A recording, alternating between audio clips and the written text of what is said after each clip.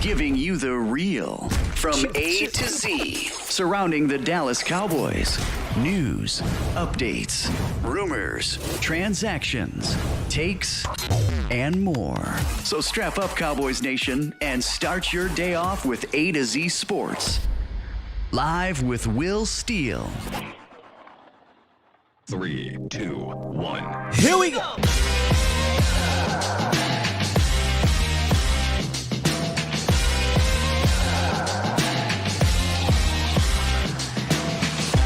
Good morning, good people of Cowboys Nation. Welcome to A to Z Sports Live, presented by the Cochran Firm and Boston Scientific. We're streaming live on YouTube and Facebook, and of course, I am your host, Will Skywalker Steele. Boom! It's Thursday, baby. 3 more days to this all-important matchup. I know it's AFC. I know we NFC, but Cowboys need a good one, a good bounce back from a up and down offensive day. And we'll talk about the Cowboys offense against the Jaguars. Sneaky talented defense over there. All right. And the roundup, first injury report of the week. Plus, Jerry Jones he can't help himself. So we're going to talk about Odell Beckham for a little bit more. And the Cowboys made a few moves official yesterday, one that really piqued my interest, and I want to hear what you guys have to say about that. You can call in on the Cochran Firm Pulse of the Nation hotline. 351-999-3787 is the call-in line. 351-999-3787. What's good, Bomb Squad? Bomb Squad! A little early today. Again, I'm starting to get up a little bit earlier, and it's helping a little bit more. And listen, I already get up early enough, but I'm getting up even earlier. And I'm like, you know what? Get up early, get some more work done. Might as well start earlier. And that may creep up a little bit more here. I was ready to go a bit ago, but had to kind of get myself together. So should be a very smooth, easy show today. Hey, 15, yeah. It shouldn't be long. But if you want it to be, that's up to y'all. 351-999-3787. But here's a cool thing. If I'm here early, y'all still here. And yes, you can thank Michelle for that. She's a ridiculous early bird. And I usually go back to sleep, but I haven't been lately. I just been getting up and say, just come down here and get it done. Let's just get to work, man. So when you love what you do, it's easier to do that, right? So yeah, man. Let's go ahead and jump into this thing, talk some Cowboys, hear from you guys, and preview this Jaguars defense. Again, I was way more excited to talk about this Jaguars team than the Texans team. Rightfully so. But yeah, you'll see. We'll talk about them. There's some good players over there and some things to watch out for. But this would be I don't call it a statement game for the Cowboys offense, but it'd be nice to see them kind of get back to a more complete game offensively, cutting down on turnovers and weird moments in the game, right? So let's do it. Let's get into this roundup, y'all. It's time! It's time! It's time! It's time. It's time. It is time for. It's time for the morning roundup. Round 'em up, boys. Hey. Yo. Jerry, you just hold tight. We're going to get to you in a second. Practice report dropped yesterday.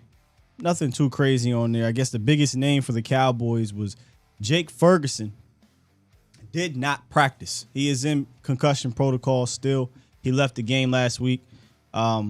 It's Wednesday, so usually I'm not sure if he was made for any type of interviews, but if he was made for an interview yesterday or today, then there's a good sign he'll play. If not, that could be the tip that he will not play. But today is obviously the big one. If he's not practicing today, Jake may be out of this game, which not ideal.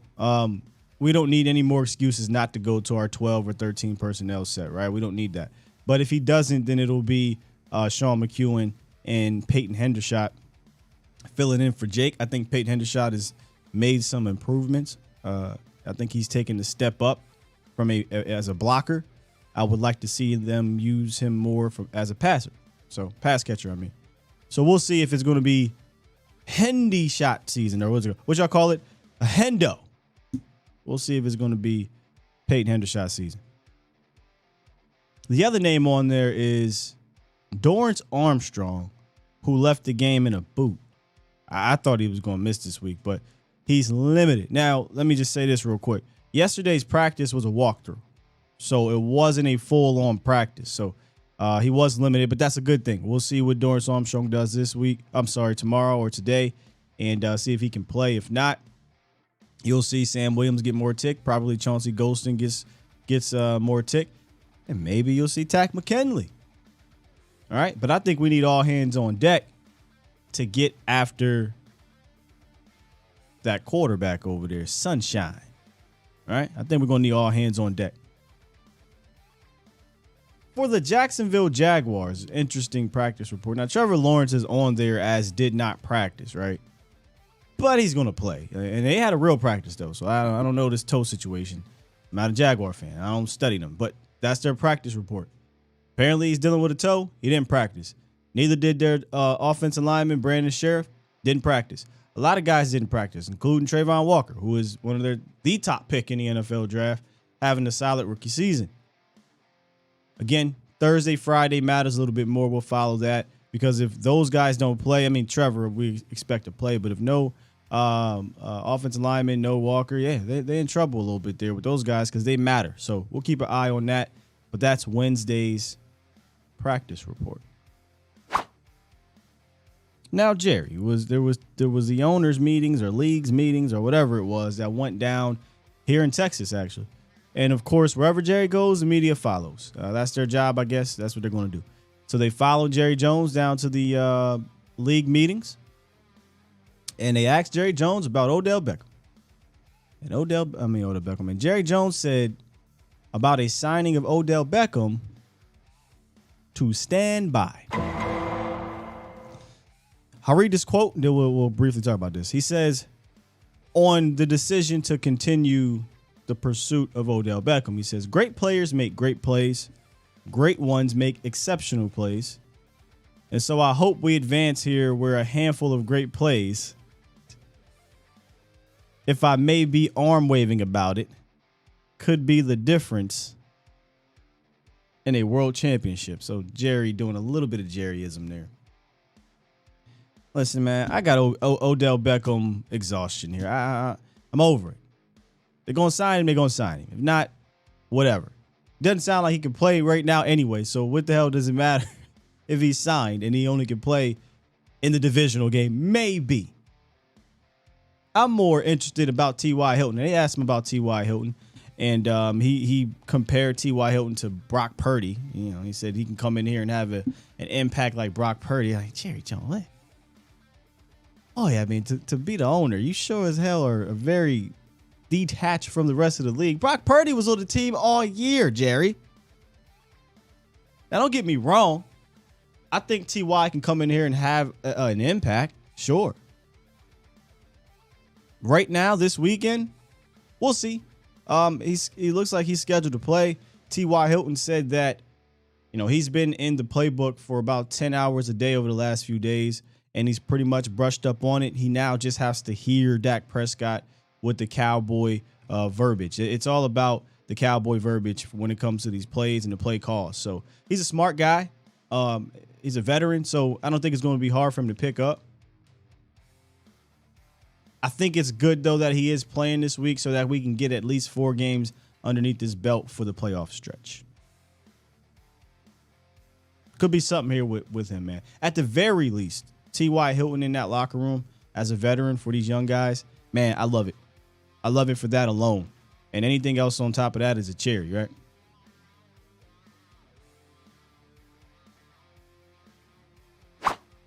And then finally, the Cowboys officially made a few roster moves yesterday. They officially put, I believe, I want to say Hankins and Terrence Steele on IR. Correct me if I'm wrong there, but I thought they did that.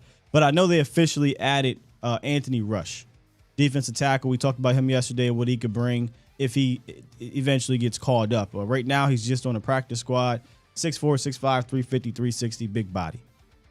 But here's the more interesting one, the one that made my antennas raise up here. Cowboys claimed former second-round pick cornerback Trayvon Mullen off of waivers out of Clemson, multi-champion over there with the Clemson Tigers. This one is interesting because of the claim situation. Because he was claimed, he has to play. He has to be on the roster. I shouldn't say he has to play, but he has to be on the roster. Now, will they deactivate him? I don't know. But he has to be accounted for. This isn't one of those Sheffield where, he signed him to the practice squad. This isn't Mackenzie Alexander where he's on the practice squad. And he's a boundary guy. Mackenzie is more of a slot guy. So who is Trayvon Mullins? Let's kind of give a brief background on him. Like I said, second round pick out of Clemson, 6'2", 200-pound, longer cornerback, runs a 4.4. Was a talented guy coming out. Second round pick, 40th overall by the Raiders in 2019. So it wasn't that long ago. And the Cowboys had interest in Mullen during that draft period. Now, if you look at 6'2", you look at length and things like that, that is a not just Dan Quinn staple, but Will McClay staple. That's what Will McClay likes. He spent 3 seasons in Las Vegas, had 21 pass breakups, 4 interceptions, allowed 7 touchdowns during that time period. Was traded this past summer right before the season to the Cardinals, where he played about 8 games, but only half of those games he played cornerback snaps for real. The other half was mostly special teams. At one point, interestingly enough, in Las Vegas, he was among the league leaders in press coverage. He was among the league leaders in one of the most success rate, whatever you want to call it, in press coverage. So I wonder, with this pickup here at Cowboys Nation, and I'll turn it over to you, is this DQ still trying to figure things out, get into a comfort level opposite of Diggs? And the elephant in the room, do you think this is an indictment on Kelvin Joseph, though? That's the real question I want to ask you. I think this is an indictment on one Kelvin Joseph. Maybe indictment's a strong word. Maybe I should say insurance policy, whatever. But yeah, we got 1 game, 1.5 games, and they went out and got themselves a former second round pick who has length, who can do some press things.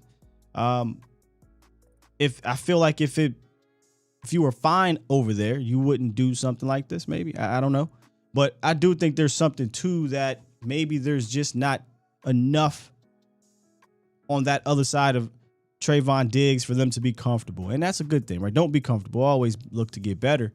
But do you think this is an indictment on Kelvin Joseph, Cowboys Nation? Depth, A+.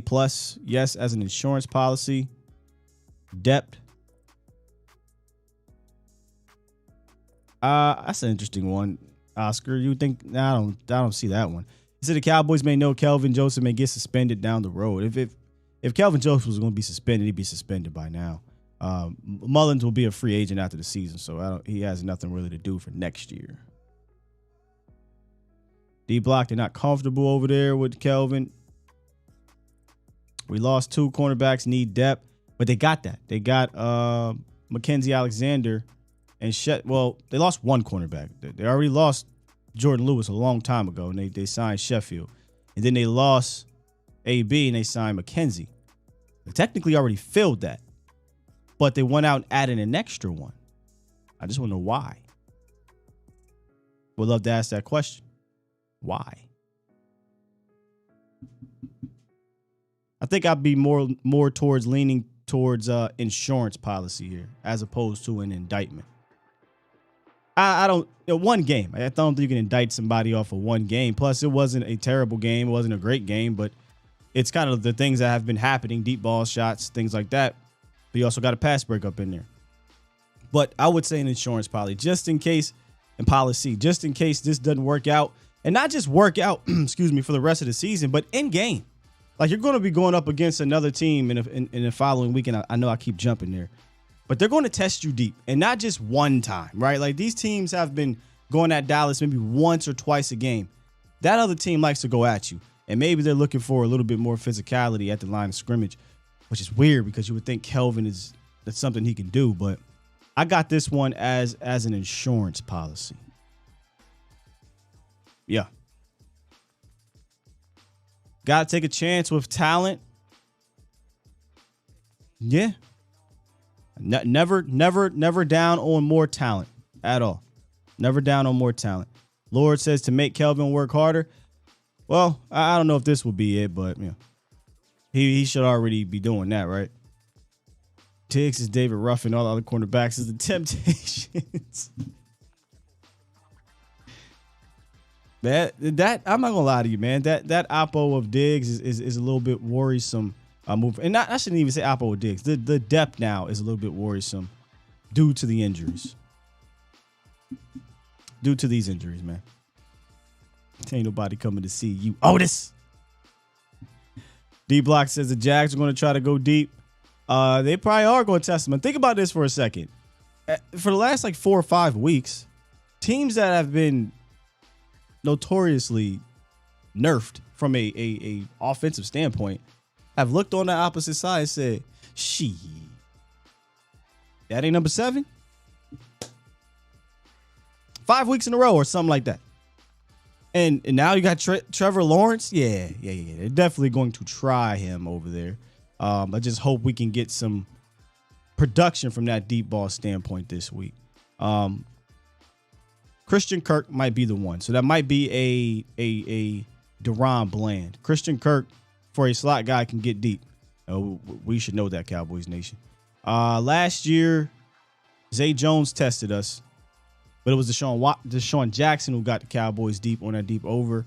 And then obviously we know the penalty situation with AB where they were just like, YOLO, close my eyes, throw it up, we get a flag. I don't know what crew we got if that's going to be the case. But yeah, I agree. I think they're going to try the Cowboys. For sure. For sure. Yes, indeed. Tommy says just as an insurance policy. That's right, because our secondary is hurting. When did they let go of Doug Peterson, D-Block? Because I don't know that they know our guys. I think Doug was gone in 2020, right? He sat out last year, came back. So, all right, 2020 was his last year. Yeah, so the only guy he would know is Trayvon Diggs. That's pretty much it. Kelvin Joseph wasn't on his team. Deron Bland wasn't on his team. Curtis Hooker wasn't on his team. And he'll know Wilson. You should know him well. Wilson was eating him up in that game. So, yeah, I think it's a different secondary here. Is Doug a better offensive mind than Sirianni? He has a Super Bowl. And I think that Sirianni is under Doug Peterson, right? Like Sirianni comes from the Doug Peterson tree. So until Sirianni wins a Super Bowl, I can't say yes, right? Like Doug Peterson won a Super Bowl with a backup quarterback. Before that was putting in one of the best offenses in the league, adapted. So it's hard for me to say, nah, he's not better than Sirianni. But Sirianni has a chance to win a Super Bowl this year. So I have to go with Dougie P. But that's a little bit of bias there because I think he's a fantastic coach. But it's the other side of the ball that we're going to talk about today, and that's that Jacksonville Jaguars defense. Their defensive coordinator is Mike Caldwell, was with Tampa recently. I think so. Their defensive coordinator has a lot of young guys over there, man. It's a young bunch, an athletic bunch, a vibrant bunch is what I call them. And they got some players over there, man. They got some players that I was interested in the offseason from a free agency standpoint. And when you really look in and you dive into this defense,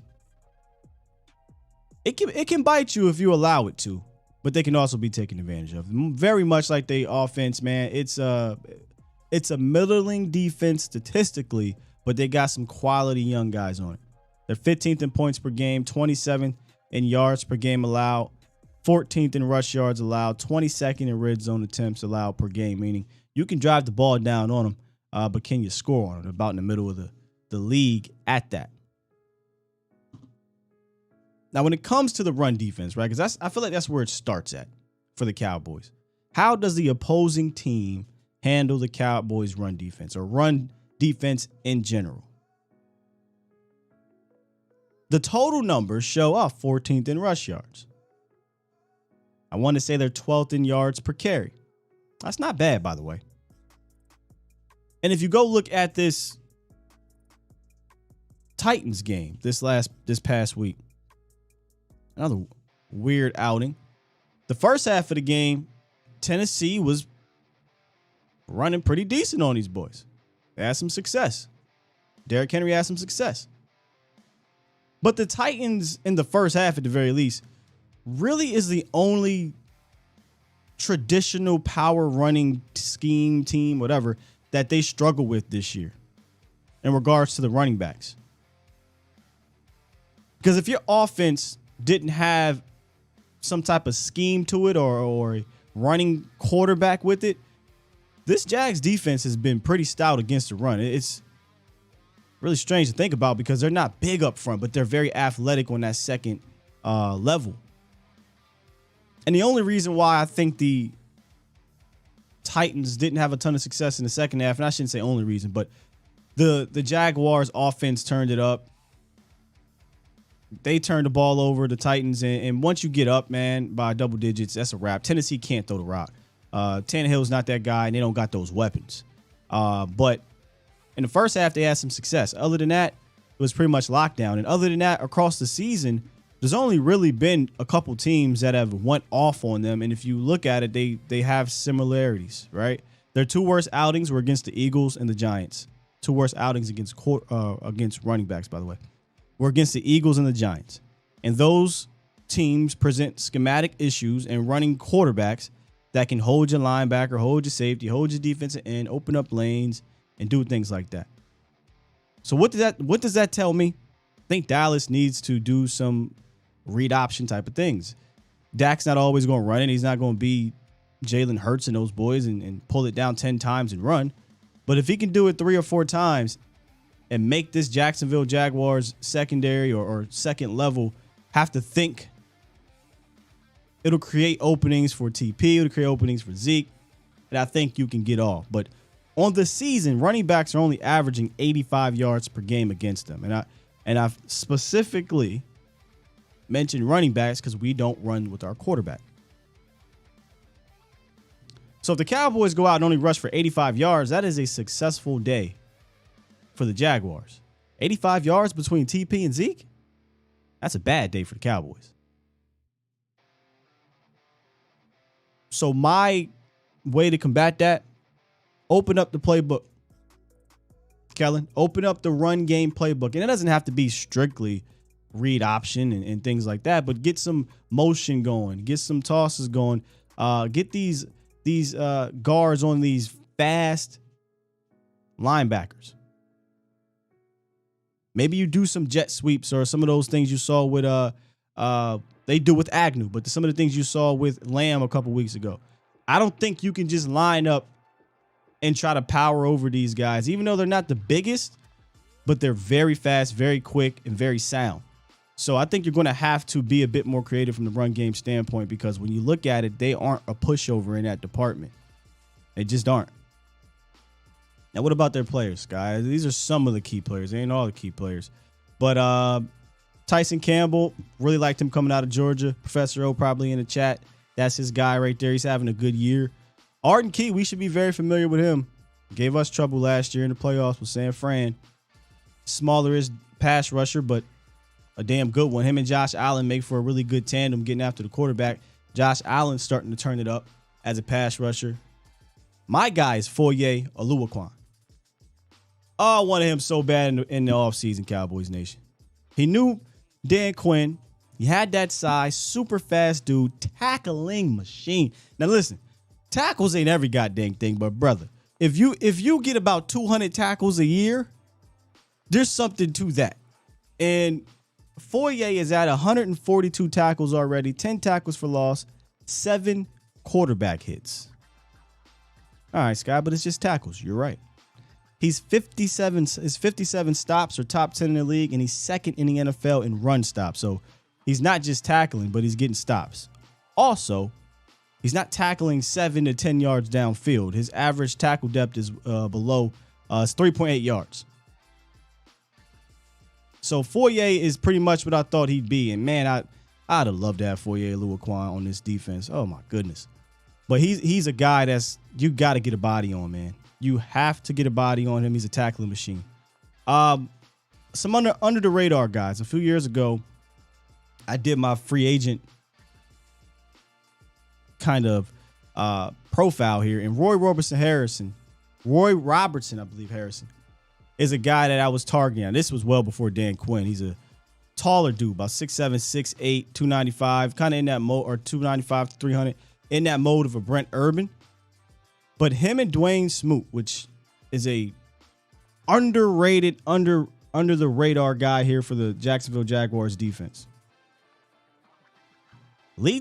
Smoot leads them in sacks. That's 5 sacks.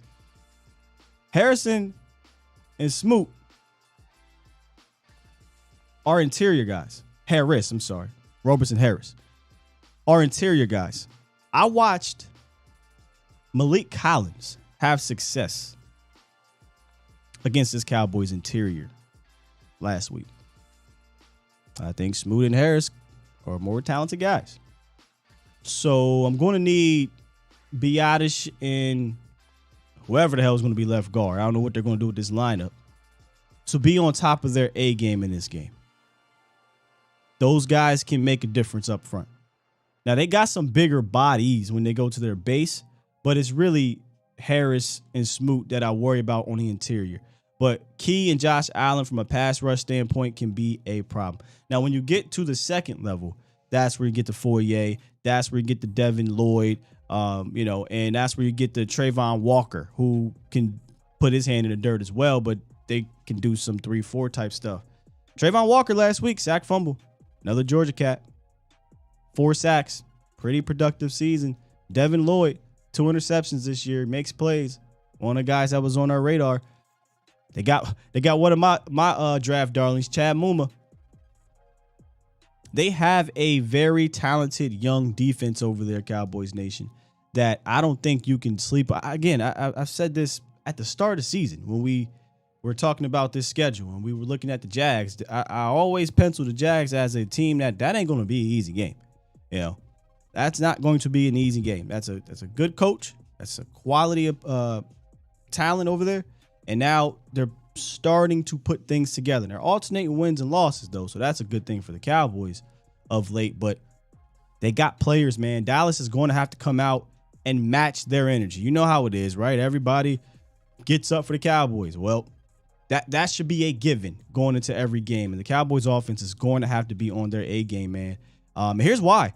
This isn't the Colts offense. This isn't the Texans offense. This isn't the Giants offense. So if you go out there, you're not on your A game, you start slow, you turn the ball over, turn it on downs, throwing interceptions, Trevor Lawrence and those dudes will go score points. So you don't want to see yourself down 17-3, 14-0. And now you're getting put out of your game, and Walker and Key and Allen, and they all could just tee off on you. So that's why I said it. This may not be a statement game, but I think this is an important game for the Cowboys' confidence that they can go out there and outmuscle and outplay a talented team, a good coach team, and do it in a clean way. Do it in a clean way. We got Mr. Ronnie on the horn. Before we get to Mr. Ronnie and we get to the horns, let me tell you about our guys down at the Cochran firm. Since 2005, our guys Larry and Brian have been protecting and fighting for you down at the Cochran firm. Mind you, this is the last of the Johnny Cochran law firms opened up in the country. Okay, they handle all their civil cases on a contingent fee basis, meaning if there is no financial recovery, then they charge no fee.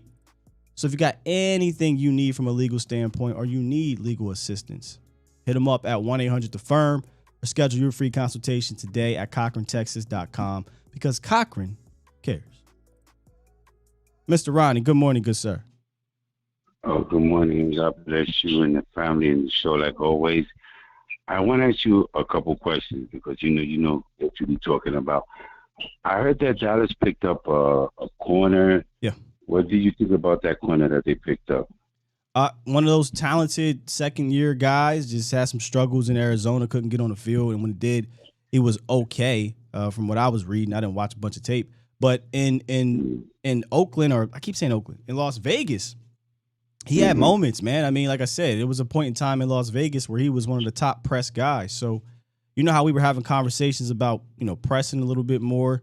I wonder if they wanted to get a guy that could do that at a higher level, and maybe they think he can do it better than Kelvin Joseph, or maybe he's just pure insurance in case Kelvin Joseph doesn't stick. Yeah, because I was watching the show and Second round talking, guy, not second year, second round guy. Yeah, they were saying that that with the right team he can help us. So I said, well, let me ask Mr. Steele, because you be on point about stuff. You know what I'm saying? And I know you be doing your work like it's supposed to be done. But that's all I got today for the show. And God bless you and the family. Like always, I'm happy today. My mom came from Puerto Rico, and I'm spending some time with her. Hey, there you go. Tell Mom Dukes to say, hey, man. I see she's watching you right now. So as soon as I meet you, she's going to see you. God bless you, Steele, and your family, and your boy Bosh. Like always, y'all keep up the good work. All right, Dallas number one. Always. Yes, sir. Appreciate you, Mr. Ronnie. All right. Yeah, my apologies on that, Cowboys Nation. Boy, y'all quick to it. Fourth year, Scott. Second round. Relax. That's what I meant. But yeah, we'll see what Trayvon Mullen can do, man. If I was at the presser, I'd ask him, just like they asked about Ty. Is he gonna play this week? Why did we pick him up? I straight up asked him about Kelvin Joseph. Is this because of Kelvin Joseph? Hey, listen, I'm asking the tough questions. I ain't here for the little. I want to know. Cowboys Nation. Bleezy. I was waiting to see this. I really didn't go in on this yesterday because I told you I really don't care. But he said, bro, I wish our players would chill with the trash talk. We 10-3, not 13-0, and we 0-1 to Philly. What we got to brag about? Well, that last part doesn't make sense because they ain't bragging. But I know you're probably referring to Michael Parsons. Listen, I don't advocate for that stuff. I'm more head down, get the work done. Next opponent is the Jags, not the Eagles. But he said what he said. Now it's just time to back it up. It's only a distraction because the media is going to make it one. The media is going to ask Micah about it. They're asking the Philly fans about, or Philly Eagle players about it. And it's only a distraction if you allow it to be. But yeah, hey man, listen, this is the era. Podcast left and right. That's what the players do, man. 617, what's goody? Hey, how you doing, brother? I'm good, man. How are you? Good, thank you. Great job analyzing everything. I really enjoy it. Thank you. Yeah, a longtime Cowboy fan. I'm kind of looking ahead, though. I know maybe I shouldn't be, but I'm looking to next year. And I know we got this year, and we're concerned about winning some games in the playoffs. And Jerry Jones seems to be making a commitment to try to get replacements for the people that are hurting on the lines and so forth. But I'm thinking about next year in the sense that the cap money that we have left over, can we use that money? We got to think about Pollard. We cannot let him go. What do you think about these players for next year? Who needs to be signed, and how much money do you think we can allot to these players? Can you comment on that, please? And I'll just listen. You brought up Pollard. I'll stick to that part, right? There was a point. I'm not gonna lie to y'all. I told you more data, or I don't know what to call it, more data, but I can't fake it to y'all. There was a point in time, even when Pollard was killing at the beginning of the year, I was like, yeah, it's running back though. So I'm okay if you grab another running back in the draft, and I'm still okay with that. However, if that offensive coordinator is going to come back, I think you need a Tony Pollard on this team. Definitely. I just think he helps mitigate not having explosiveness from a schematic standpoint because he can be your explosive player. And if you happen to get a different coach, I don't want to bring up his name again, I think he would utilize Tony Pollard even more. So I'm a little bit torn, right? Like, I am still full-blown, hey, man, I can get me a back in the draft and eat. Like, because, if the offensive line is good, you got a good scheme, most of the time you're running back and have a good, productive season. But Tony Pollard, man, he's a lot Austin Eckler, Christian McCaffrey, Alvin Kamara to me. And if you utilize him in both ways, that's a different type of player. I just don't think we do it. I mean, go look at his receptions the last 3 games or 3 of the last 4 games. We're not using him that way. So I ain't gonna lie to you. I'm torn. At first, I was all about, hey, go draft it back. Now I'm like, I don't know, man. You may need to keep Tony Pollard on this team. Yeah. What about Zeke though? Because you can't. His contract, isn't his contract over? No, man. He's signed for about like 4 more years or something. Really? I think Zeke is going to have to do one of those D-Law deals. Like, I feel like Zeke wants to be a Cowboy forever. As long as Dak here, he wants to be here. But I think it's going to have to be, it can't be at $18 million, right, a year on a cap. Right. Like, I feel like it's going to have to be, let's rip this contract up. Let's get something more, favorable. You made a ton of money. This is what I'm just pretending I'm Stephen Jones. You made a ton of money here. We're in Dallas, endorsements. Let's go ahead and rework this contract to keep you here. I think it would have to be something like that. If not, listen, Zeke is having a fantastic season. I don't know how you can justify saying Ezekiel Elliott, his value of what he's making and play, and then Tony Pollard that probably going to get paid half of what Ezekiel Elliott's going to get, and say, yeah, I'm going to keep this player over this player. More mileage, older, more injury prone, and expensive over the younger, more explosive, less mileage, less expensive guy who a lot of people believe is better, but that's neither here nor there. I don't know how you can look me in the face and be like, yeah, we're choosing him over him. You know what I mean? Right. So right. I feel like something would have to happen with Zeke. Yeah. So as far as when you listen to these guys on these shows like Stephen A. and all these other shows, these analysts, these sports guys that talk, they say the Cowboys are not a complete team.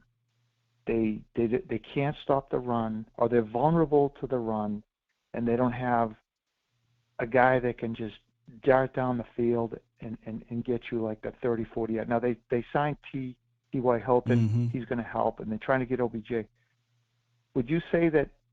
Again, I'm looking ahead because I want this team to continue to be successful and hopefully get to the Super Bowl. What do you see? Do you see the same things I see?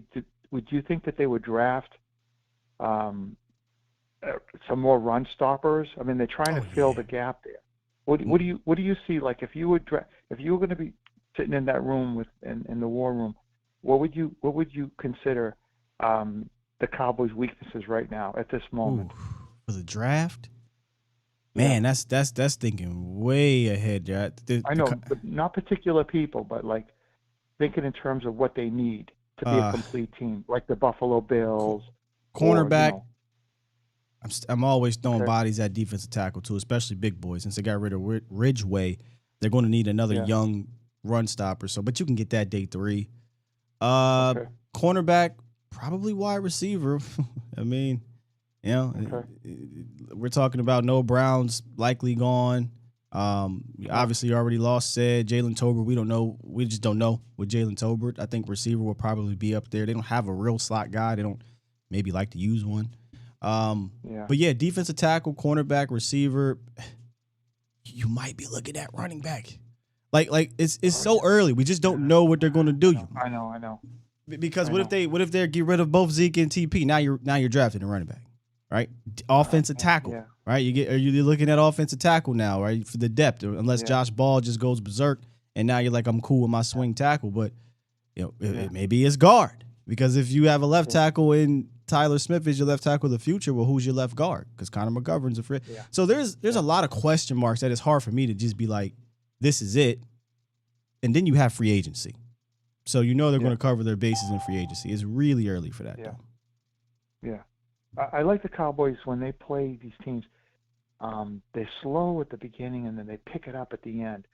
What I'd like to see them do is just really be aggressive with the play calling from the beginning and just get ahead. I'd like to see them ahead by 2 touchdowns, and then they can have the other team on the heels basically. Sure. I want to see them be more aggressive. Kellen Moore to be more aggressive in the play calling. Do the hurry up right at the beginning and just get 2 scores. That's what I want to do. They're kind of too conservative at the beginning, don't you think? That's interesting you say that, because if I remember correctly, 2 of the last 3 games, I don't know about the Colts game, I can't remember, but they took a deep shot on the opening possession against the Giants. That's right. It just didn't come down with it, and then they took a deep shot opening possession against the Texans. I think it was opening possession. But pressure got the Dak. He couldn't step into it. But Michael Gallup was down there. It reminded me of Ced Wilson against the Niners. Michael Gallup couldn't bring it down. Dak couldn't get it out there. So they do that play action and try to take a shot early. They do that. I would much rather see them getting a groove from a rhythmic standpoint in their first 15 as opposed to the I hate to say aggressiveness, but taking like shots, right? Like the shots can be a part of it, but I just want to see them get in the rhythm. Think the Chicago Bears game, right? There were no shots in that game, but there was rhythmic. Right. There was a rhythmic play calling to it. Hey, we got to get this first play of the game. Let's get Michael Gallup 6 yards, right? First third down the game, slant to Michael Gallup, first down. Run, TP gets 20. Run, big play by Dak. Get to the red zone. A nice quality misdirection play, touchdown, Dak Prescott. Right? Like there was a rhythm to that was aggressive, yet not too aggressive. Yeah, they're aggressive and then they go back to being conservative. Aggressive and they go to conservative. I say, okay, you missed the play, go back on the other side of the field, or just be relentless. Like get ahead, show this team that you mean business. Especially with the Jags, with their confidence. If we can, they're starting to build confidence. If we can, they have a little bit of confidence now. You've got to get ahead of this team, because if you don't, they're going to gain more confidence and the momentum's going to be on their side. So I say, attack early, get them to break the tenderness of their confidence, and then just play the game that you do best, and let the defense get the rest they need, and just Dak surgically keep trying to pick and like he does, like go the 5-10 yard passes, So that's my thought on it. So no, excellent call, excellent thoughts and questions, man. I appreciate you. Thank you, sir. Thank you, sir. Good stuff right there. He basically wants them to be Bang in that sewer fight scene. You remember that? I wonder what would break first, your spirit or your body. That should be the Cowboys. What's going to break first? You mentally going to be like, man, listen, we can't keep up with these dudes. Or you just physically can't deal with what the Cowboys are bringing to you. The problem is, what Cowboys are you going to get? I say this every week. What Cowboys offensively really are you going to get? Are you going to get the come out and throw it around Cowboys? You're going to come out and get the generic run it Cowboys? Or you're going to get the, damn it, this is what works. We don't care what you got over there. I know this works because it's worked against everybody that we've used it on. And we just break your spirit and eventually break your body. It's been a while since they broke somebody's spirit. I think the last time that happened was from the jump, was the Minnesota game. Eventually they broke the Colts' spirit in that fourth quarter. Is Michelle listening? She probably hated me doing my Bane. Hey man, listen, The Dark Knight Rises is one of my favorite movies. Bane was off the chain, loved it. Let's get James. James from Cali. What's good, man? Hey, what's you today, man? I'm good. How are you? I'm hanging in there. I kind of missed the start of your show, so I didn't kind of get what your narrative was when you first started. So I'm just going to ask a couple of quick things. Now, do you think this week against Jacksonville, I do know they seem to be much more improved as far as, what they're doing based in basic stuff, passing. Trevor Lawrence, I heard somewhere this morning, he's got in the last couple of games 10 touchdowns and no interceptions or something. Yes. Do you think that we need to play a little more on the defensive side of the ball, a little more aggressive, or just line up and just go with what we have? I think they're up front. They're going to have to be when I say aggressive, I don't mean like blitz, but up front, they're going to have to get after it, man. Trevor Lawrence is finding a groove right now in this offense, in this Doug Peterson offense.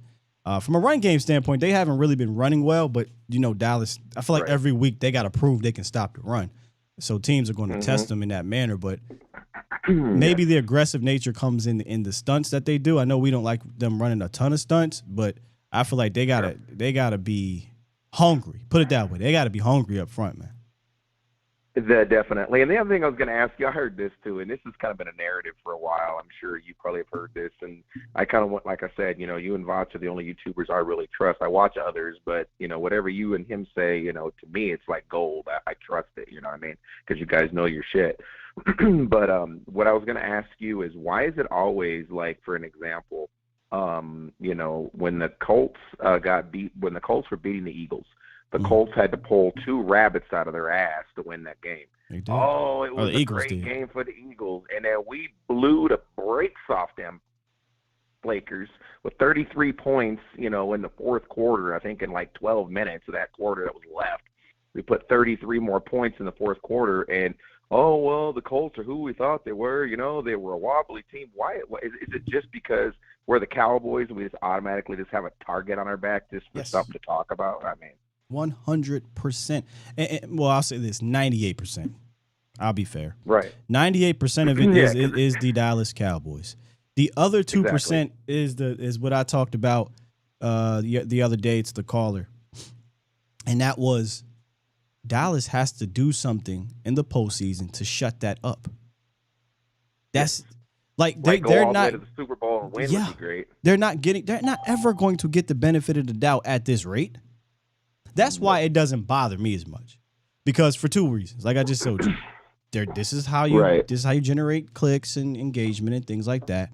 But also, to be fair, what the hell has Dallas proven to give you the benefit of the doubt? Right? To give them the benefit of the doubt. Lately, not much. They would think. Exactly. Not a damn thing. So, but in all honesty, though, go ahead. Sorry. No, you're right. Go ahead.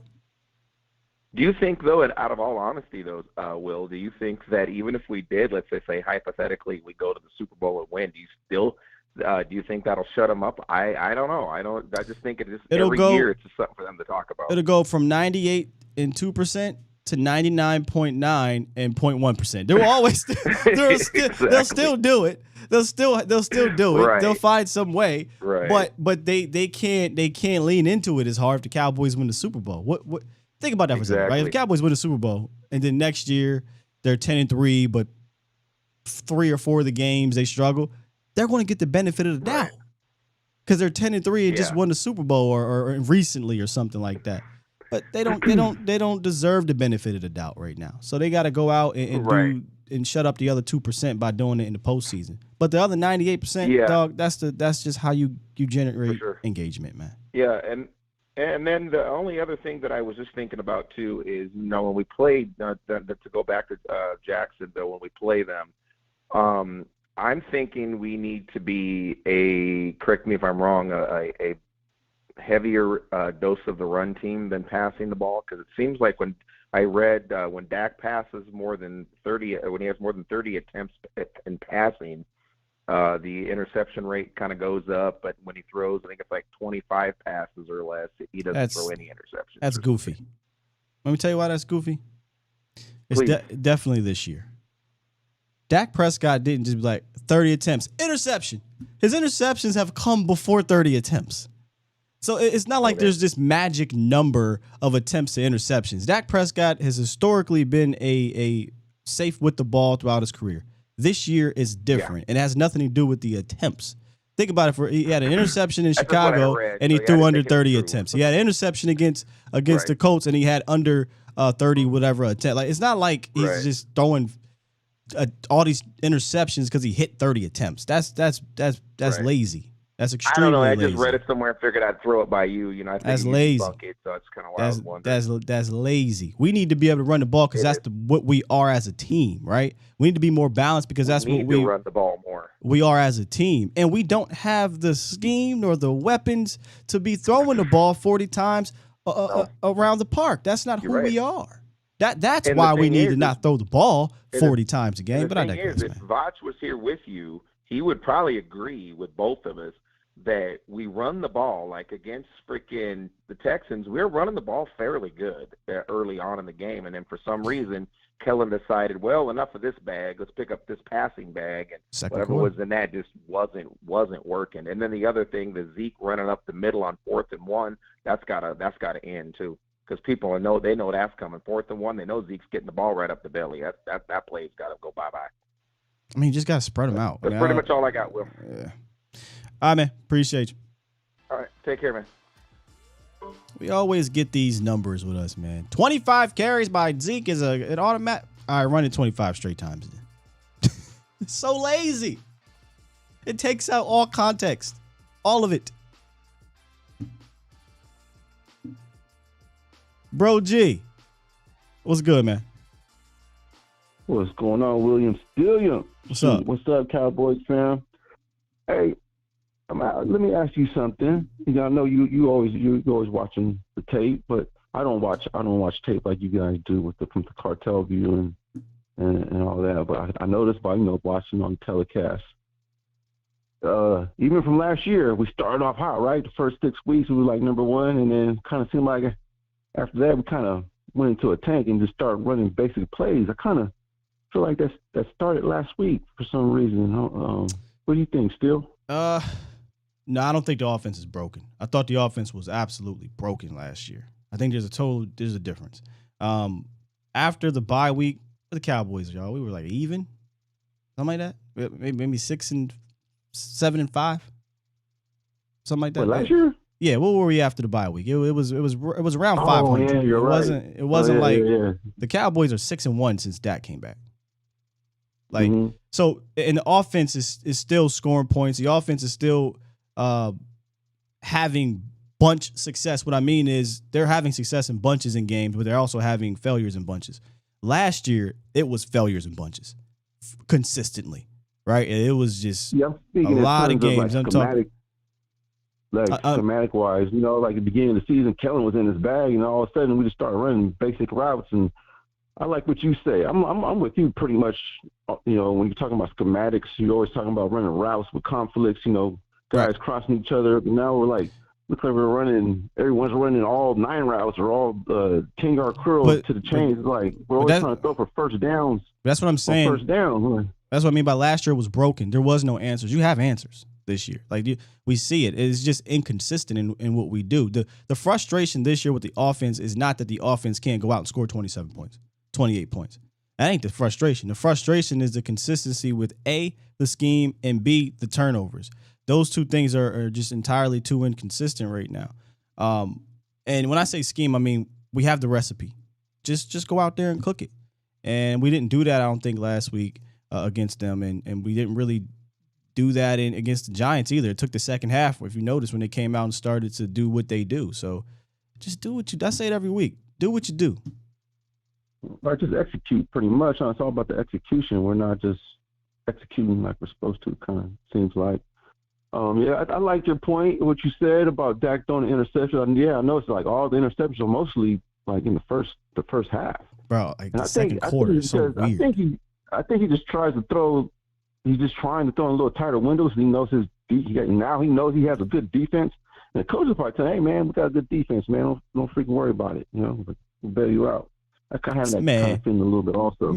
Look, if they was really like that, like, hey, Dak, go out there and throw that thing, they would start running more concepts to allow him to stretch the defense. I don't even think that's the case. I think Dak is just trying to work with what he got, and he needs to be more calculated in it. Like he goes out there, and I want to make sure I use my words correctly here. He's solely focused, I think, within the play, that I think he has to be more aware of maybe where we're at, when we're at, score, time frame, meaning a couple of those second quarter interceptions. It's the end of the quarter. Why are we trying to fit it there? You know what I mean? Yeah. I don't care if it was I shouldn't say I don't care, but a miscommunication, right? Especially if it's a miscommunication, y'all not on the same page. Just say, all right, man, listen, this is a minute left. Let's not try to do too much right here. Right? So he's got to be more calculated in a sense. But I can't tell him to rein it back because I don't think tight windows are changing unless T.Y. Hilton changes that. So let me put that out there. Unless T.Y. Hilton changes that, I don't think tight windows are changing. He's going to have to continue to fit balls in tight windows. Well, that's all I got for the show, Sky, man. Good stuff. Shoot. Everyone stay blessed, stay safe. Happy holidays to all the Cowboys fam out there, man. And looking forward to listening to everyone else, man. All right, Sky, I'm out. Good stuff, callers, man. Appreciate you, bro, G. Yeah, I think the difference this year compared to last year was I think the offense was completely broken. Would anybody argue that the offense is broken right now? I don't think so. I think the offense is damn good. I think that's the frustration, and when you see it struggle for a half, it's like, what? This is a good offense. You know, you have the recipe, you have the pieces. Why do we have to, and I know this sounds very contradicting compared to Scott Linehan here, but again, it feels like we have a certain game plan or a certain package of plays and we don't see them again for 4 weeks. And I'm not saying you got to run that shit every week. What is week? Week 15? All jokes aside, man.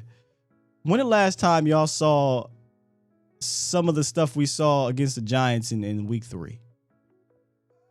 The orbit motion, the conflict that we caused on that almost CD Lamb touchdown. Like, been a while to me. This is an honest question because I don't listen. I don't have the greatest of memories, but when it comes to football, I try to. But when's the last time we really? Because remember what I said, and I might stick to that. There was another game. Y'all can help me out, but I said that game, that Giants game, might have been the best called game I've ever seen from Kellen Moore. The best called game. That last time we saw that. Is he holding it? Is he saving it? Maybe. I haven't seen that. I think I did see the tight end. Nope. I did not see that tight end play. The one where we sent. Oh, it was beautiful too. We put them in conflict, but we sent Peyton Hendershot in motion. I think you had Jake Ferguson in tight. You had Zeke, who pressed the linebacker, made that cornerback or linebacker have to hesitate. Oh, it was actually a play action. We sent CeeDee Lamb up the field, took the corner out the picture. Boom. Peyton Hendershot. Wheel route. Wide open. Bing. Beautiful. I haven't seen that play run.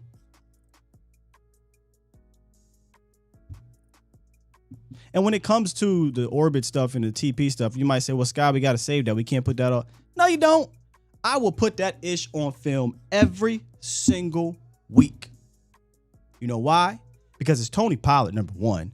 Even if you think you got him, you don't got him. And if you do put too much attention on it, that's where you counter with somebody behind that. You think Philly out here like, yeah, we're going to keep on switching all this? No, because their scheme is so difficult to deal with on a week-to-week basis. It does not matter what you do. You got to be correct on that damn play, because if you're not, I got 3 options within that play. Now, we were talking about 2 different schemes here, but that's why it's difficult to contend with. I digress. Oh, we got my guy Fresh on the horn. Fresh, before I get to you, man, hold tight real quick. Let me talk about Boston Scientific. Ain't heard from Fresh in a grip. In the U.S., more than 39 million men suffer from ED. Boston Scientific created edcure.org to help you find your best cure. So to get started, this is what you got to do. You go to edcure.org. You take their quiz. You learn the severity of your risk. If you have a condition that puts you at a high risk, you'll find customized content and you click on that. The fastest way to find your best cure is to contact an ED specialist by browsing a list of experienced physicians in your area. So visit them at edcure.org. Brought to you by Boston Scientific. Say it with me, squad. Say it with me. It ain't hard, but you can be. You're listening to A to Z Sports. Do it live! At some point, hoping to broadcast In front of the millions of Cowboys fans to bring you the real. But for now, strap up and here's your host, Skywalker Steele. I'm Luke Skywalker. I'm here to rescue you. We'll do it live.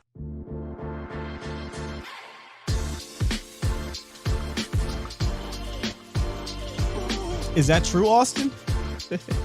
If that's true, we got to contact Boston Scientific. Hey, man, listen, you're going to switch up your situation here. Oh, Arian Foster comp. He was a bigger back, but, man, Arian Foster in his prime was a beast. Bleezy said, I swear Kellen don't reuse plays. It's like he comes up with wild stuff. He has some cool stuff, man. Mel will attest to this. Y'all can attest to this. I will come on here and give him a ton of credit when it's warranted. There's no doubt about it. I've done it. I've had multiple shows where it's been about him. But he don't go back to some of these things for whatever reason. Mel said TPs don't fall off trees. Bars. Hasbula Sky. That little dude's funny, man.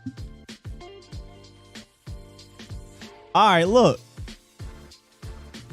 Fresh used to be in here every day, rocking with your boy. And then all of a sudden, he just dipped on me, man. What's good, bro? It's been a minute. What's up, player, man? Man, life changed a little bit, but I'm back at it, man. Yeah, bro. Like I think during that time, like I was locked in for like a promotion. I got like, yeah, man. Congratulations, so, congratulations on that. I appreciate it, man. I had to get to the money real quick, so I had to sort of cut everything off. But it's good to hear from you, man. I'm back.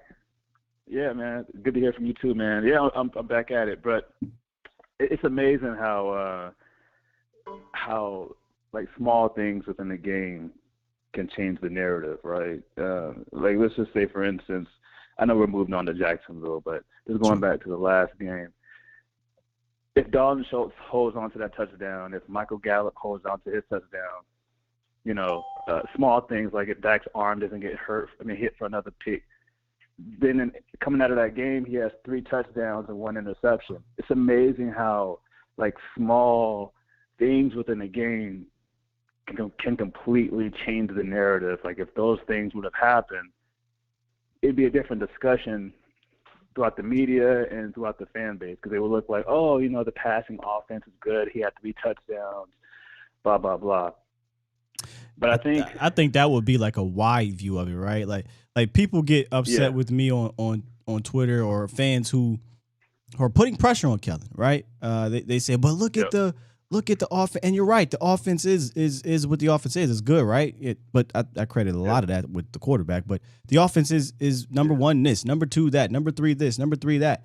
But that's not what we as diehard fans, when we're really watching this team and really thinking big picture, we're looking at the things that could end up biting you in the ass in the playoffs. Yeah. And so that's why we understand that, hey, yeah, the wide view, the numbers look great.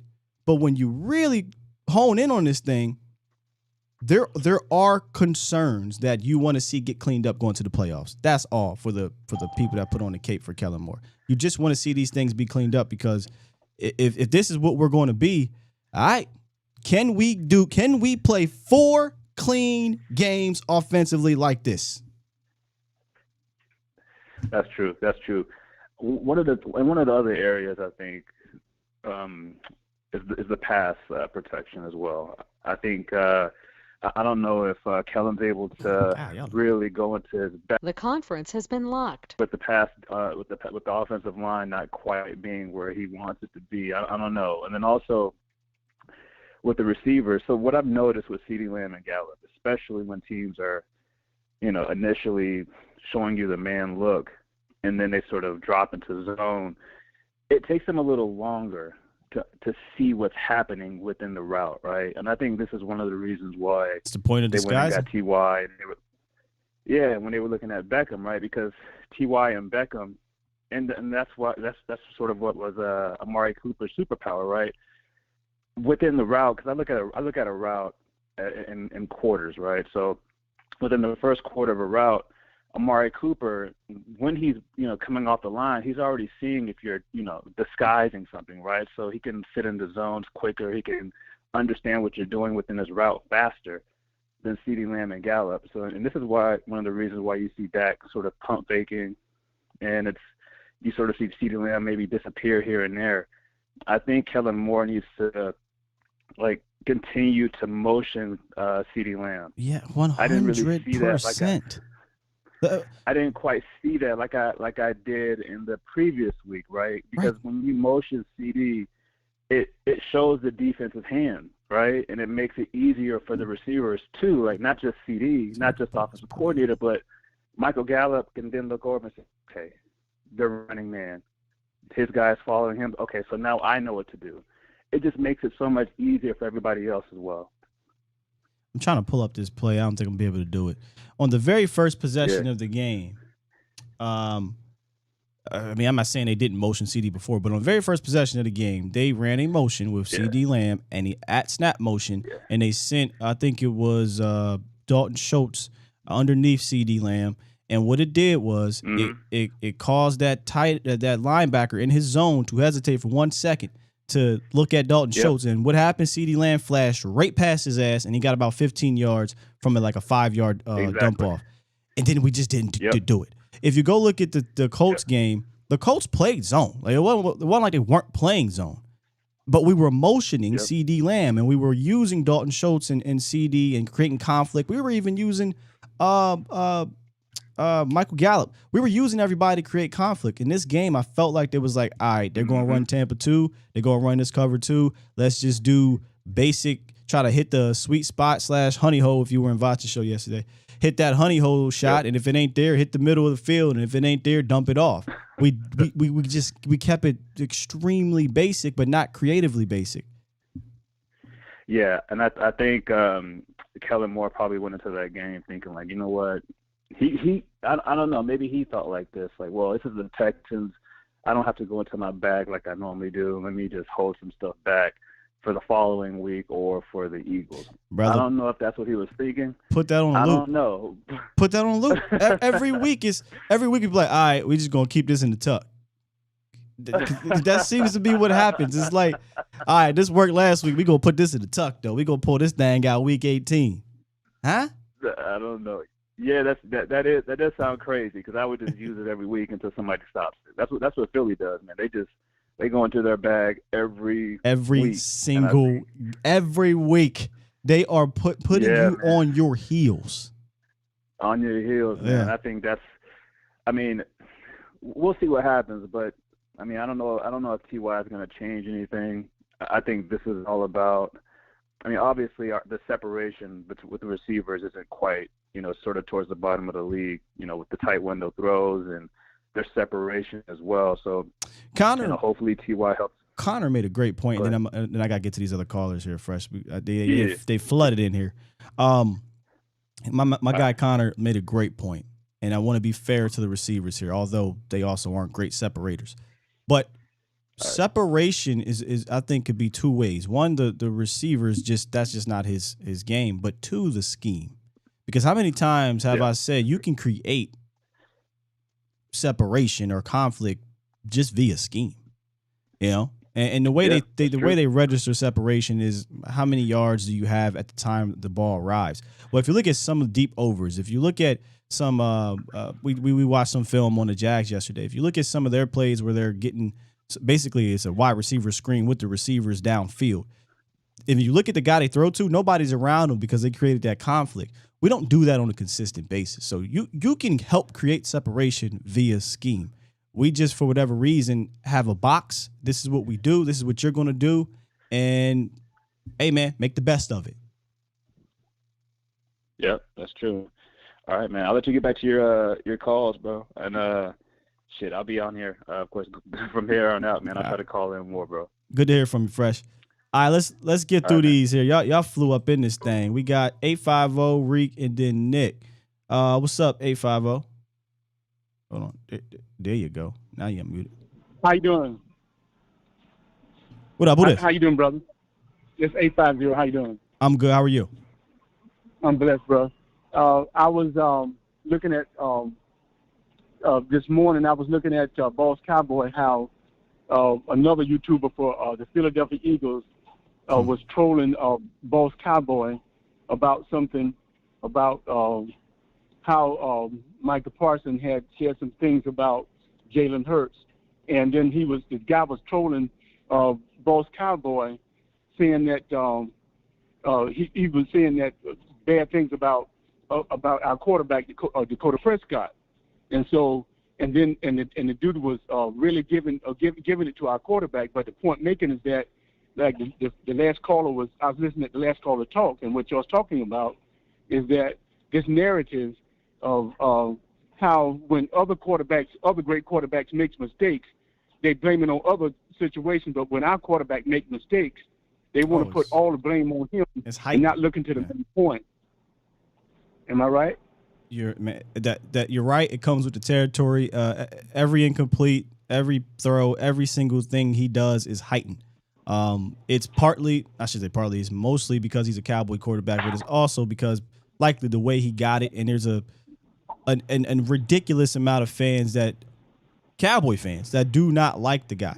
So when you got the rest of the nation already against you, plus you got half the damn fan base against him, it's going to be a loud, what becomes really a majority. I don't even know if it's a minority at this point. Maybe it is a minority, but it's a loud minority because half your fan base don't like him, and then the national media is going to heighten what he does. So that comes with the territory being a quarterback, man, of the Cowboys. And Sky, you're right, Sky, brother. I'm all on board with you and Boss Cowboy, Big Game James, Big and all other Jobu Sports and West Coast Cowboy and Landlord and all them.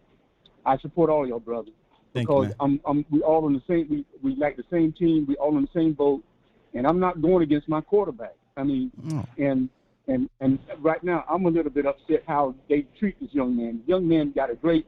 He got a great attitude. He got the only fault I have with him is that he's how to put this. He's a company. I understand the company man aspect. Yeah. But corporate. But the thing is, Kellen Moore he don't give our quarterback the complete full control of this team. You remember Roger Staubach when he was a great quarterback for our Dallas Cowboys, right? Tom Landry used to get mad when Roger he gave Roger a little piece of time to do stuff, like when Roger got the line of scrimmage and he called an audible and got it, because when Roger was a great quarterback, he could read the defense, know what the team was doing against him. If the play that Tom Landry called was not the right play, he gave him the opportunity to get out of there. Yeah. But right now with this option type passing offense, when you throw into a spot and not to a receiver, I don't like this option route type stuff. Mike doesn't either. When the receivers don't run the right route or run correctly, just like when I'm not faulting C.D. Lamb or nothing, but a lot of these interceptions are on the receivers. Some of it is on Dak, but not all of it is all on him. And that's what all I got to say, bro. I'm going to the game on Sunday. I'm going to the game on Sunday, and another thing, I wish that all your brothers pray for my oldest son has cancer, and they found cancer this past week. He lives in Central Florida and stuff. And me and my wife and go down and see about him and everything and stuff. And he got to have another operation on his kidneys. But he's going to the game with me, and I told her I really didn't want him to go with me, but since he's not feeling well, but she wanted to go with me. And it'll be my first time seeing the Dallas Cowboys in real life, but I just want everybody to pray for him. But other than that, I'm doing fine, bro. I want to speak blessings to you, bro. That's all I got to say, bro. Thank you, fam. Everybody pray What's your name, sir? Dallas Sports is my name, and my name is Michelangelo. I didn't tell you my last name, but that's fine. That's fine. Let's pray for Michael's son here, that he can get through this and beat this cancer. Cancer sucks, man. It does, and thank you for the call. I'm listening. I'm listening, bro. God bless. Thank you. Hate to hear that, man. Hope you have fun at the game, though. First game is always exciting. Rick. Oh. Yeah, what up? What up, Rick? What's going on? Yeah, man. Blessings and prayers to that man and his family. Yeah. It's tough. Well, what I wanted to say was, I'm with you, man. Last year we talked about this, the same. We having the same damn conversation, bro. We had last year. We had the end of last year. Remember, me and you was talking about this. And you was like, man, ain't no way in heck an offensive coordinator supposed to hide stuff until the playoffs. He's supposed to put everything out there. So what if they look at it? You got to stop it. And that's like the same thing. When I used to play Madden a lot, it's like, I don't care what play you know I'm running. Can you stop my play?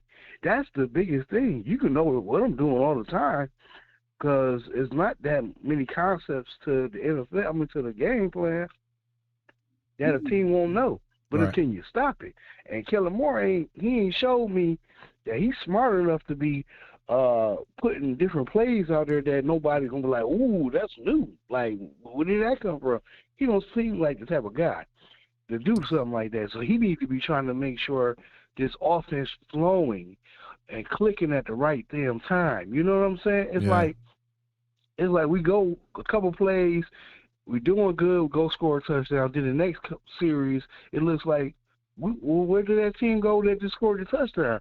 It's 3 and outs, and I see why he's not complimenting our defense, man. And when you think about that second touchdown drive, that ain't had nothing to do with no play calling. Dak Prescott threw up a 51-yard, YOLO ball to Noah Brown that got you down inside the red zone, and then from there on, we are extremely successful in the red zone. It's pretty much money. But between those 20s, it gets weird throughout the games. But I'm with you, man. Like, I think you should be trying to find a rhythm heading into the playoffs. And if that means I gotta show my hand, then show my damn hand. Make people adjust to you, especially when you got a bag. Like, he got a bag. He got a bag. I know people don't like to hear me say that, but I've seen it all year. I'm like, man, this is cool. This is nice. This is conflict. This is XYZ. Now, passing concepts, maybe I don't know, he got much of a bag there. But he learned this year how to mask that with being balanced, with more play action, with rollouts, with the tight ends, with some mesh concepts, conflict concepts. But we just don't do it weekly. That's all. Yeah, because I don't put that whole game last week all on him because we was messing up. A lot of people were messing up. Turpin started it off. He kicked it off with that BS. But, things happen. That just shows me signs of a good team when you can fight against even the worst teams that stands up against you. And like Micah said, every team comes to stand up against Dallas. It don't matter who we playing. They switching it up. They coming to stand up against us every week. So it's like, damn, it's a playoff damn type energy game against the worst teams. You know what I mean? Everybody giving us their best. So it's like we got to stay on point. And I'll say this, Reek. Me speaking personally, I understand you're not going to be successful 100% of the time, right? That's not going to happen. But my stance on this is I can 100% live with, I don't want to use the term losing, but failing, being who you are, then failing, not knowing who the heck we are week in, week out. I can't live with, hey man, why are we doing this randomness and stuff when we didn't do the things that work? Be who you are. I can live with that. I can live with the Cowboys not being successful with being who they are as opposed to coming out here and doing some other things. So that's just me personally. And I don't want to put that on y'all, but that's just how I feel. I don't know who the Cowboys are week to week anymore because that's kind of the pattern we are. Maybe that's who we are. Maybe we are consistent. And I get what you're saying because when you look at, other teams as far as the San Francisco 49ers even the Eagles. The one thing you can say about them, Baltimore, they're consistent in what they do. They Cincy, Baltimore Ravens, they got an identity. Bills, Chiefs, hell, Vikings. Yeah. Like these, you look at these teams, they are who they are, man. Week to week, they win or lose. Yeah. And then at the same time too, it's like when I look at a team like the 49ers, you know what I mean? And the thing I keep going back to that I said last year, when I was talking about last year, one thing you know about this team, what they're going to do, they're going to run. They're going to stay physical. They're going to play physical on offense. They're going to play physical on defense. The whole team has a mindset of physicalness.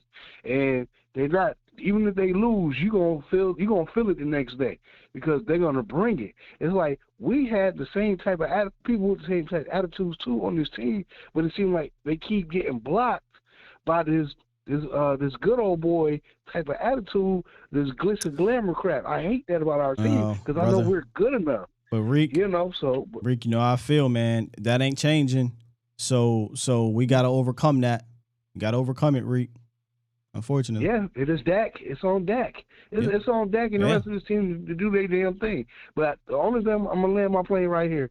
The one thing I want to say about Dak Prescott, I'm not going to throw my quarterback under the bus because I want to see this dude succeed because he got a lot of things over his head day in, day out, dealing with this team. But he has to understand, too, quit defending this Kellen Moore all the time when he messing up. My thing is, this is your legacy, man. Do what you got to do to make it do your thing. Do your thing, man. That's all I got to say, and I'll let you Scott. I feel you, Reek. Yeah. Maybe it's going to take playoff success for him to really. But you don't really. But do you really want your quarterback to be calling out a guy? Nah, I'd rather that happen in behind the scenes. But that don't seem like that's who he is. Man, I'm starting to lose my voice. I think this is Nick 512. Send us out, man. What's goody? Hey Scott, good morning. How you doing? Good morning, man. I'm good. Starting to get my voice is starting to get a little crazy here, but we push it through it. You what do you call it? Freaking I don't know what it is. That purple juice stuff and honey and lemon. There we go. Honey there and we lemon go. every hour on a spoon. Just like that. But I don't know if I should be talking because I'm one of the 99% dudes that was not a DB in press coverage, I guess. You was in on the VOT show. 99%. So exactly. Yeah. But no, I feel the same way everybody does about Kevin. I feel like he's kind of holding his bag kind of close to himself, like almost like a little kid that got all his Easter eggs and kind of doesn't want to let them fall and expose these kind of cool plays. I say that because I knew there was a story last year when we blew out Washington 56 to whatever, right? And then he starts pulling out trick plays, and Jerry was like, "Hey, dude, what's going on here? Why are you giving up all the plays when we're up like 35, maybe 40 at that point?" So you think it's coming from the top? That was a conspiracy thing last year that was coming from the top, but I mean this year, what's the excuse? Anyway, go ahead, Nick. Hello. Oh. Yeah. But I'm saying I feel like he has all these eggs, all these cool plays that he's ready to run, and I just don't feel like they like to run them with such a mediocre team like the Texans or so on and so forth. But I do also feel like that Turpin drop like really derailed the team. Oh, 100%. If that didn't happen, we would not have been in this situation or have this conversation and be questioning our quarterback. He's the best quarterback, dude. You know what I mean? I don't understand. Who else could you go? If Dak is not available, who else would you want to go pick? Everybody else is on their team. Who else do you want? Dak is one of the best guys, and he is emerging as such. But I also think that happens too with Dan Quinn. I think he's also trying to figure out, because Dan Quinn's more of a veteran, he is making those changes once those cornerbacks kind of fell off. So he used the Texans game to kind of adjust and kind of figure himself out, knowing that the games are going to get harder. And at the end of the season, these teams are playing for something. Jacksonville's playing for something too. The Titans are playing for something. All these teams are going to go and rip our heads off. And I think Dan Quinn and Mike McCarthy, they're veterans in the game, that they understand this, and they're just kind of waiting to show their cards. But I do agree with you this morning on, hey, the hell with that. I'm going to show you my cards, and you stuck my hand. I want your hand to be better than mine. And I think that's the approach they should do. But I just think they're doing this little kid Easter egg. I don't want to crack the eggs as my eggs. But you got to crack the egg. This is only Easter. You have to let me know what you have. We're not going to do Easter again tomorrow. But anyways, man, I just hope we win the Super Bowl this year, because I feel like this is the last time to rob the bank before everybody gets paid. And we were just a few seconds short last year. That's all I got to say, man. Well, appreciate you, Nick. Thanks for the call, man. Yeah. You as a Cowboys team are in position. One of the, I consider maybe five teams I think that can do it. So they got shot. And this right here. There we go. Let's end it. Boom. Yeah, so they 100% have a shot, but I think I can speak for most Cowboy fans, man. This 10-3 is cool. They may even go 14-3. That's cool. It's all about what happens in January, man. It's all about, and we said this at the beginning of the season, didn't we? We said, unfortunately, and we're going to be week to week. Like, we're going to be week to week. But unfortunately, for most, and fair, to be honest, I don't even call them fortunate, fairly, we've had the big numbers. We've had all these regular season wins, especially off the heels of what happened against San Fran. Y'all probably saying this right now about the regular goddamn season. I'm here to tell you right now, we don't care. We don't care. We don't care. And that's fair. It's all about what they can do. But we got to focus. We got to get there, right? I said this a couple weeks ago. We got to get there. That's why we do week to week. And to get there, the Cowboys are going to have to defeat this hungry, feisty Jacksonville Jaguars team. And today we went and talked about how this offense can do that against this young, fast-paced, athletic, called it vibrant defense. You say, Sky, where's the weakness? I think it is their secondary. And that's with Tyson Campbell having a good season. But I think you can take advantage of them on their secondary. I don't know if you can do it from a man-to-man standpoint, but schematically, I think you can. It's just a matter of being able to do it. And I say that because I don't know that Michael Gallup is a take-advantage guy just yet. CeeDee Lamb is, but we don't seem to use him in that manner, like downfield. It's mostly like underneath or the seams. And then we don't know who the hell. Is it Noah Brown? Is it going to be T.Y.? We don't know, man. T.Y. could be a crazy wild card, Cowboys Nation. He could be a crazy wild card. I don't got that graphic anymore, but remember we had the graphic of look at the production of slot receivers under Dak Prescott. Cole Beasley, CeeDee Lamb technically, Ced Wilson, and Randall Cobb. It's only 4 games. He ain't been here for a while. Man, he could be a wild card. Let me read these super chats. 15, got a couple. All right. Toxic. Of course it's Toxic and Sam, the two most toxic fans in the chat. Whoa, wait a minute. We ain't getting out of there yet. Super chat. Okay, so this wasn't a toxic one from Toxic Tom. Oh, look at me coming at you. He says, "Hey Jameson, Cowboys Nation got your back." I'm not sure what happened with Jameson, but if it's something that we need to pray about, prayers to Jameson. Super chat. And then Sam Rowe, 13 straight run plays is a whole move of the year. Yeah, that was low. I'd have straight asked him, "Hey man, did you run that ball 11 straight times to hit your number?" They'd be like, he can't ask no more questions. Because I felt like that's why he did it. Ooh, that's interesting, Damon. Damon said, we will see if Ty Hilton, gotta get out of here, T.Y. Hilton will be a difference maker, then essentially we should have kept Cobb, Cooper, or Wilson. Well, not Cobb. Cobb got the bag. Cooper, Wilson, though. Could have absolutely had them back. No, I don't think you're wrong, Sam. I thought that was petty. And it, I think, cost you a touchdown. You get to the red zone like that. This is how I know it was petty. 4th and 1, we're going to mush everybody together and run it up the gut. What did he do on the game-winning drive? Did you see him mush everybody together and run it up the gut? No. That's petty, man. Good stuff, Cowboys Nation. Appreciate y'all for being here. For whatever reason, Facebook, I see you. I just don't know why my restream chat here wasn't picking you up. or wasn't picking up YouTube. So I see you out there, Facebook. Appreciate y'all for being here as well.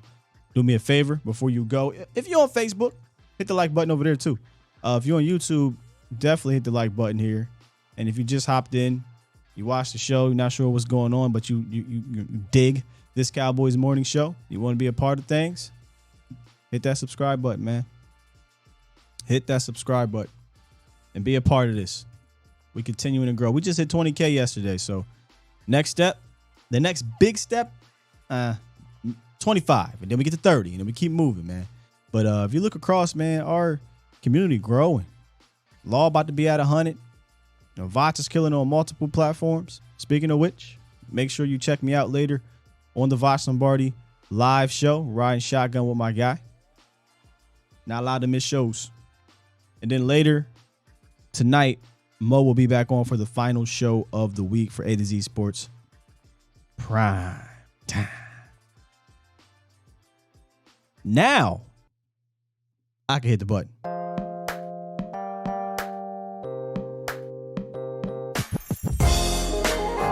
Thank you, Nick. Appreciate it, man. We still growing in that department, man. Still growing. The goal is to get an actual studio. And boy, if that happens, we going to the moon. Love y'all. Peace.